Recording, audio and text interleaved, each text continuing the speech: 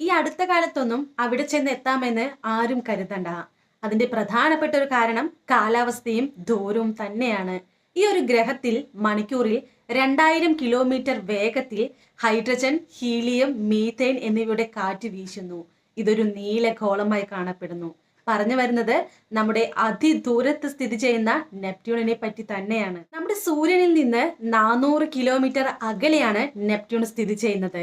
സൂര്യപ്രകാശം ഭൂമിയിലെത്താൻ 8 മിനിറ്റും 20 സെക്കൻഡും എടുക്കുമെങ്കിൽ അത് നെപ്റ്റ്യൂണിലെത്താൻ ഏകദേശം 4 മണിക്കൂർ വരെ ആവശ്യമാണ്. അത്രയ്ക്ക് ദൂരെയാണ് ഈ ഗ്രഹം. ഭൂമിക്ക് സമാനമായ ഋതുക്കൾ അനുഭവപ്പെടുന്ന ഒരു ഗ്രഹവും കൂടിയാണ് നെപ്റ്റ്യൂൺ. അതുമല്ല, ഒരു തവണ ഈ ഒരു ഗ്രഹത്തിന്റെ ഭ്രമണം പൂർത്തിയാകാൻ ഏകദേശം 165 ഭൗമ വർഷങ്ങൾ എടുക്കുന്നു. ഗലീലിയോ ആണ് ഈ ഒരു ഗ്രഹത്തെ കണ്ടെത്തിയത്.